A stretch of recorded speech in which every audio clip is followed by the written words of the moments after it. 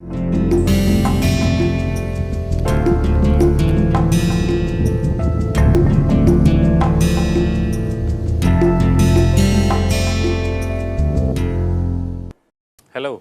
welcome to Basics of Finite Element Analysis Part 2.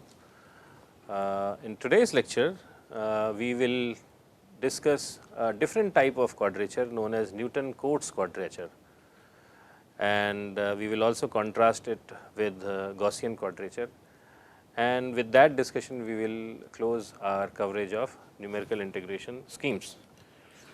So, before we discuss this Newton-Cotes quadrature, let's see, let's very briefly recap the nature of quadrature points for Gaussian quadrature. So, we had said that if r is equal to 1, then my zetas, so these are values of zetas, then zeta is at 0. If r is equal to 2, then zeta is equal to plus minus 0.5773. If r equals 3, then zeta equals 0 and plus minus 0.7746. I am rounding off. If r is equal to 4, then it is equal to plus minus 0.339981 and plus minus 0.861136. Now,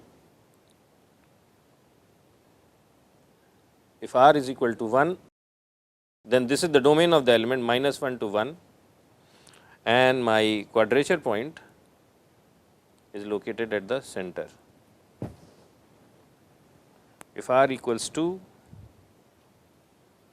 then again this is my minus 1, 1 and this 0, and my quadrature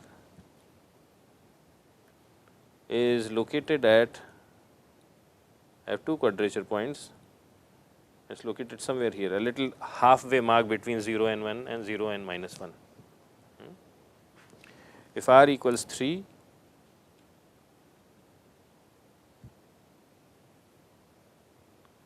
then I have,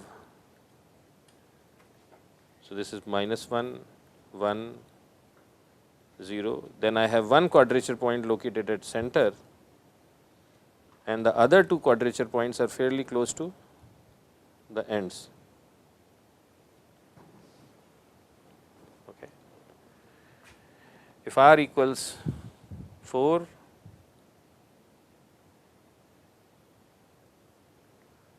so this is minus 1, 1,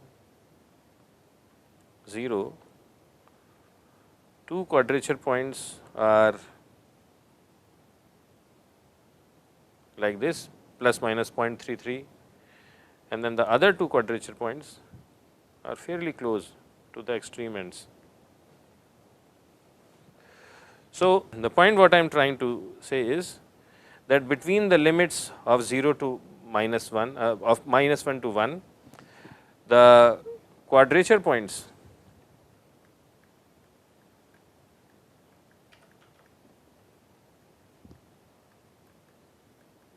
and these are also known as base points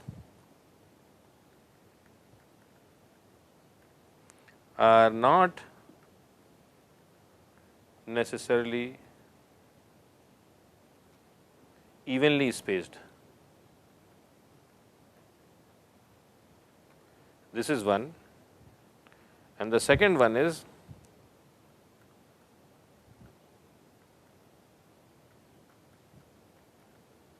quadrature points may not be same as nodes for isoparametric formulation.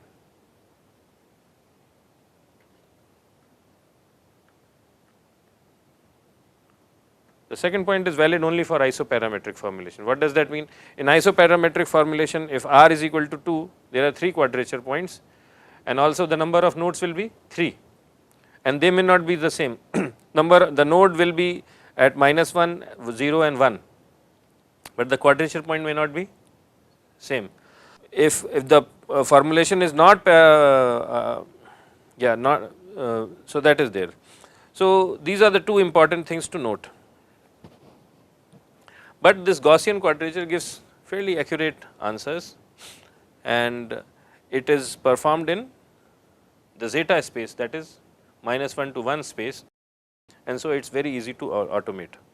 Now, there is another quadrature which is somewhat popular, but not as popular as the Gauss quadrature, and that is known as Newton-Cotes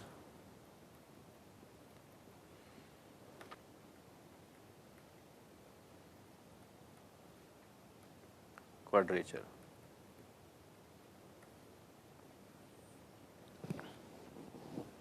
So, that is known as Newton-Cotes quadrature. So, let us look at this relation. Suppose I want to compute an integral of a function x a to x b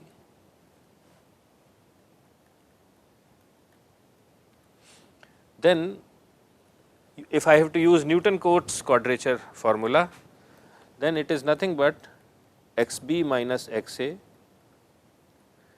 times the sum of this function, and this I evaluate at quadrature point t, tth quadrature, times this weight, tth weight, and t varies from 1 to r. T varies from 1 to r. Now, note that here we are still in x domain, we did not shift to the zeta domain. This is very important to understand. So, we are still in x domain. So, some important features are still in x domain. Second feature is these points, quadrature points, are evenly spaced.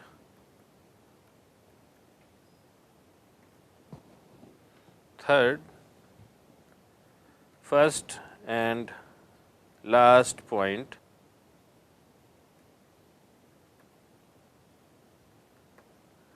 are same as first and last nodes of the element. This was not true for the Gauss quadrature. This was not true for Gauss quadrature, but here first and last quad points are same as first and last nodes. So,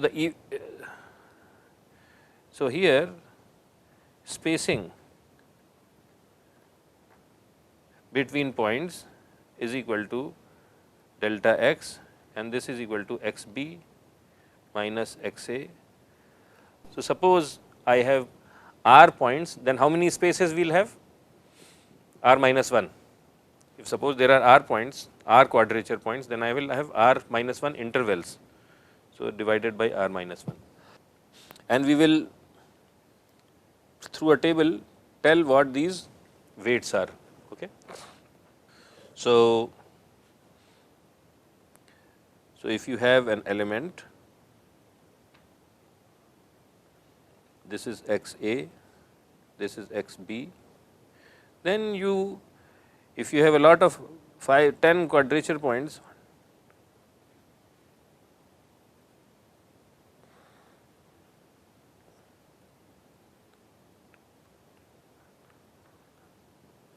so like these are all quadrature points evenly spaced, and this is the spacing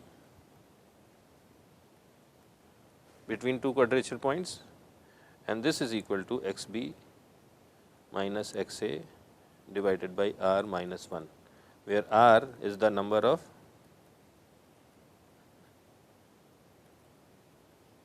quadrature points. So, next thing is that what are the values of weights. So, for that we will give you this table. So, you have this column r, and then you have weights W1, W2, W3, W4, W5 and so on and so forth.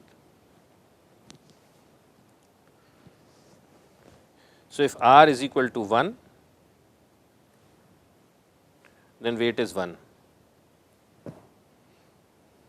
Okay. If R is equal to 1, then weight is 1. If R is equal to 2, then weight is half and half. If R is equal to 3, then weight is 1 by 6, 4 by 6 and 1 by 6. If R is 4, then weight is 1 by 8, 3 by 8, 3 by 8 and 1 by 8. If R is 5, then it is 7 by 90, 32 by 90, 32 by 90, oh excuse me, 12 by 90,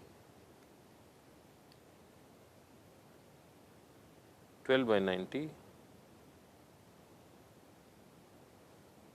and 7 by 90, and this should be 32.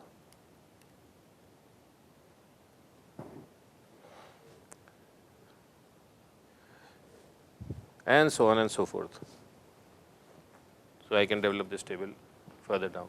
Now, one important thing to note, the couple of important observations, that the case R is equal to true, R is equal to 2, this case, this is same as trapezoidal rule.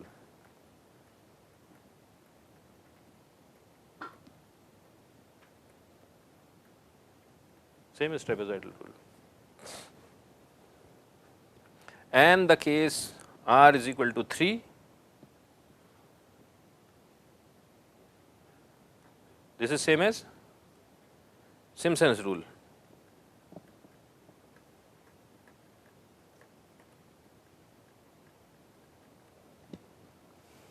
Okay. Another thing is that the error in the integration, error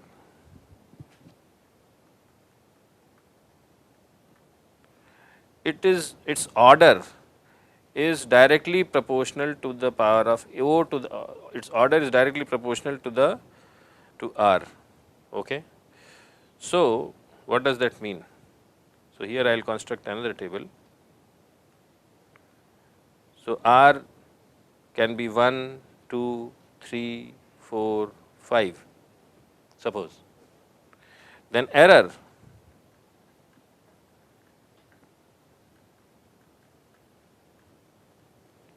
order.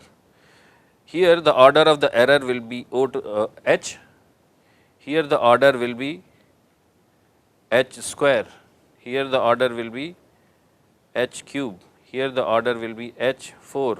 Here the order will be H5 and so on and so forth.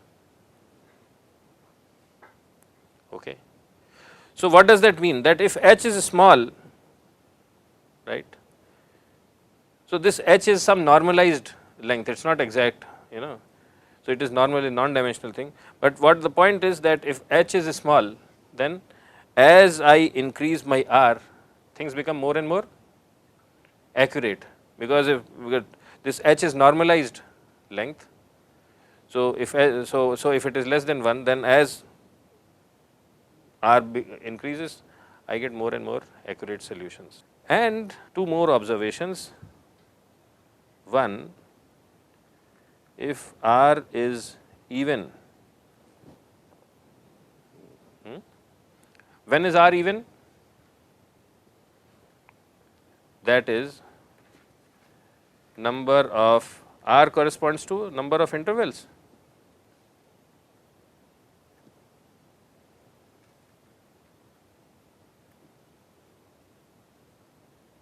Or odd number of base points.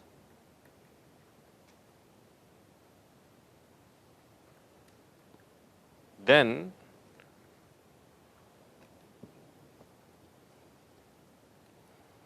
formula is exact when f x is a polynomial of r plus 1th order or less. And if r is odd, then formula is exact when this degree. So, this I will erase, this is not correct. If r is